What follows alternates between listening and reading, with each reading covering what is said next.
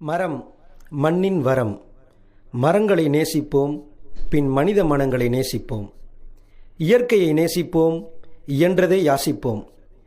மரங்களுக்கு விழா எடுக்கையில் நம் மனங்கள் பூத்துப் போகின்றன. மனிதர்களை மட்டுமல்ல, மரங்களை அழிப்பதும் இனப்படுகொலைதான். உண்மையில் மண்ணின் மைந்தன் மனிதா? நாமில்லை, மரங்கள் மட்டும்தான் மண்ணிலிருந்து வருவதால். மரத்தை வெட்டாதே மனிதா, மரத்தை வெட்டாதே, நீயும் நானும் நல்லா இருக்க எல்லாம் தந்திடும் அந்த மரத்தை வெட்டாதே மனிதா, மரத்தை வெட்டாதே.